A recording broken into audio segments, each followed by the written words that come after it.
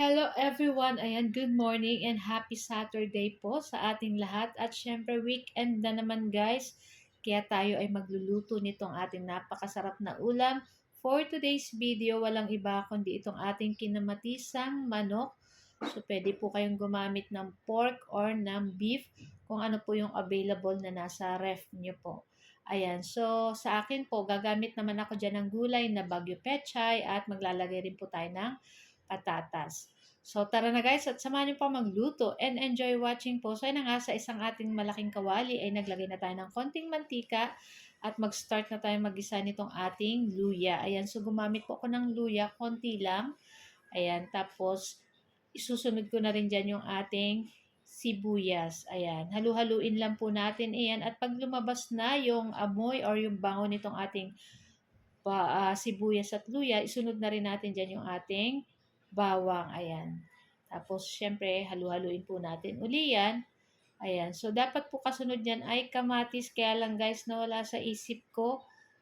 Sorry naman, ayan. Pero okay lang at ilalagay pa rin naman po natin dyan yung ating kamatis. So, yan na nga at ang nailagay ko na kaagad dyan ay yung ating chicken. Siyempre, hinugasan po natin yan ng maayos para sure na malinis po yung ating mga niluluto. Ayan. So, sasangkapan ko na yan guys, yung ating chicken dyan ng patis at ng paminta para may lasa na po yung ating lulutuin na um, kinamatisang manok. Ayan. So, naglagay na tayo dyan ng patis. Siguro mga 2 tablespoon na patis.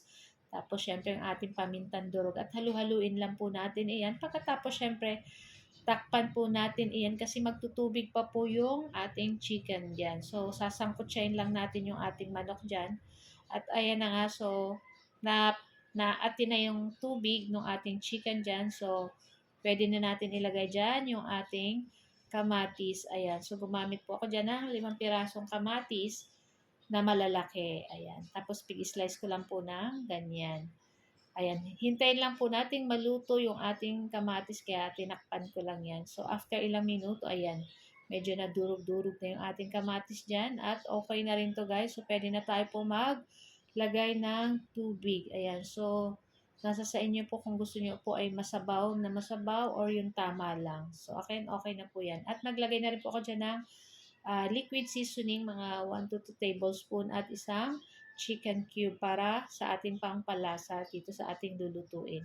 At naglagay na rin po ako ng 1 teaspoon na sugar para pang-balance dito sa ating kinamatisang manok. So, hindi na po ako gumamit ng asin dyan kasi yung lasa is tamang-tama na po para sa akin.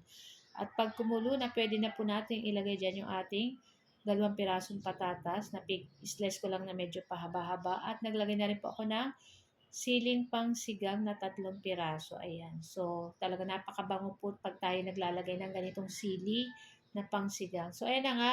At malambot na rin yung ating patatas dyan.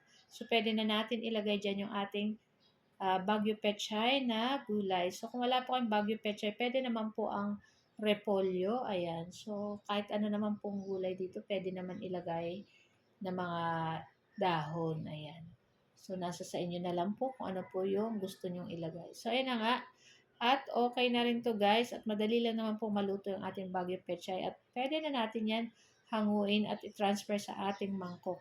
So, ayan na nga. At ready to serve na rin to guys. So, ayan na yung ating kinamatisang manok. At ito lang po ang aming video today. At sana'y nag-enjoy kayo.